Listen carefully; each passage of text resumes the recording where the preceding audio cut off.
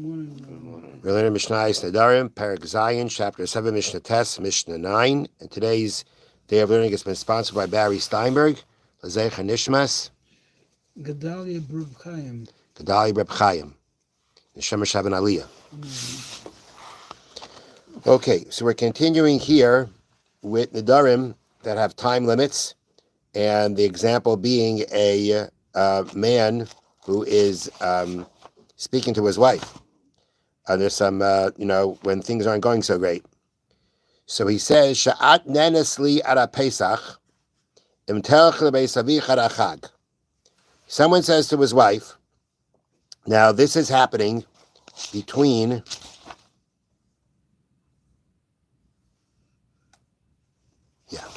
a person is between Sukkot and Pesach, and he says to her like this, that he is forbidding her to benefit from him. He says that you are to benefit from me, which means the benefit you have from me until Pesach is forbidden. If you go to your father's house before Sukkot. Got the case? He says to her that you cannot have benefit from me until Pesach if you go to your father's house before Sukkot of the next year. Right now it's between Sukkot and Pesach. And he is saying that you will be forbidden to benefit from me by way of an eder until Pesach if you go to your father's house before Sukkot. So now, let me just read to you here how they lay this out here on the bottom. Before Pesach, so it had been decided that he did not want her to go to her father's house anytime until the Sukkot of the next year. To prevent her from doing so, he said that if she visits her father's house before that Sukkot, she is forbidden to benefit from him until Pesach of this year. Since that Pesach falls 6 months before that Sukkot, we have here a strange situation where the period of the condition which makes the prohibition go into effect continues after the period of the prohibition has ended. So he made a funny case here. He said that you cannot have benefit from me until Pesach if you go to your father's house before Sukkot. Okay? So what happens here? So Mishnah says like this. She goes to her father's house before Pesach. She may not benefit from him until Pesach. Right? It's before Pesach. She went to her father's house before next Sukkot, and therefore she now becomes forbidden to have benefit from him until Pesach. That's a practical point. She may not have benefited from him before Pesach because she went to her father's house before next Sukkot. Achara Pesach. And what if she went to her father's house after Pesach?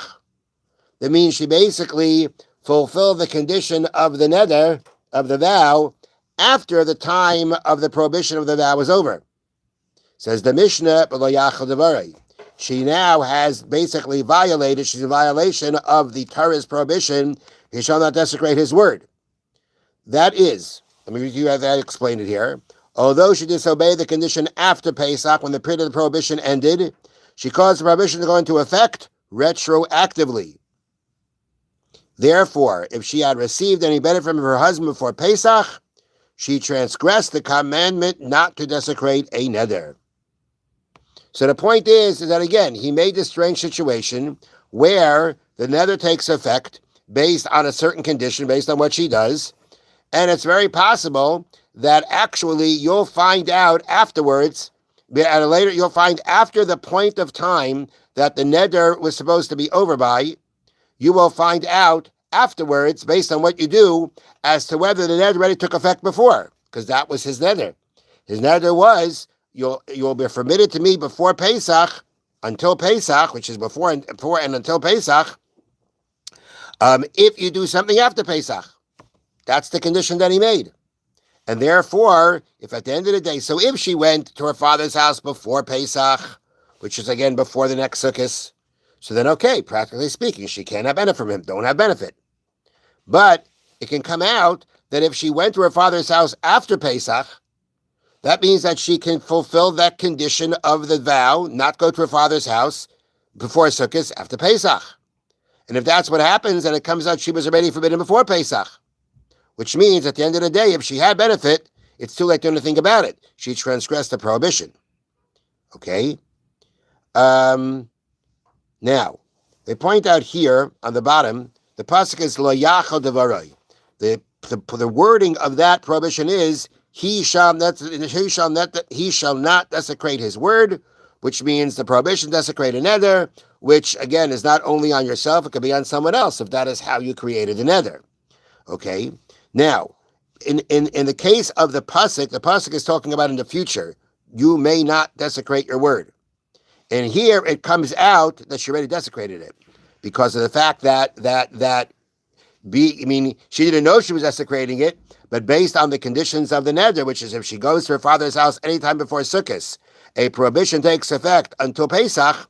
Well, if she at some point after Pesach but before Sukkot goes to her father's house, that means she made the neder go into effect before. That's what, meaning we realize it's a condition. In a condition, you don't necessarily know what's happening. When the condition is fulfilled, then retroactively you know what was taking place. And that's what happened in this case. So that's where he says to her, if you benefit from me until Pesach, if you go to your father's house until Sukkot.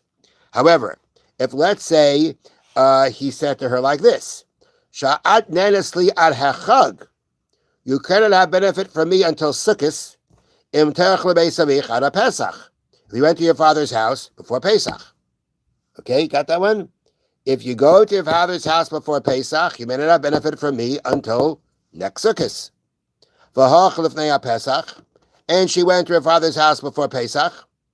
So what happens then? Asur b'no aser achag, until Sukkot she'll be forbidden to have benefit from him. Meaning, from the point of time that she, before Pesach, went to her father's house, now we know that the vow takes effect. And that vow takes effect from that point of time of when she went to her father's house, because that's the condition that he made. The condition is that the neder takes effect once you go to your father's house from then on. Okay, so in this case, where it's anything going to your father's house before Pesach makes you forbidden until the following Sukkot, so that it comes out that she put the neder into effect once she went to your father's house before Pesach. She will be forbidden until Sukkot, as the details of the neder were. But at the end of the day, could she go to her father's house after Pesach? She could, because he told her, if you go to your father's house before Pesach, then all this comes into effect. And what if she didn't go before Pesach? She went after Pesach. Well, at that point, there was nothing. He never made any neder about that. And therefore, at that point, if she goes to her father's house after Pesach, she's forbidden, and no neder goes into effect. Because in this case, the whole neder was if you go to your father's house before Pesach.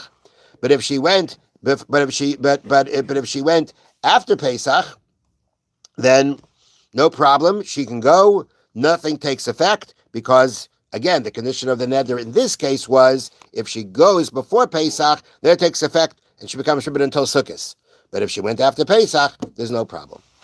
Have a wonderful day. Thank you, Rabbi.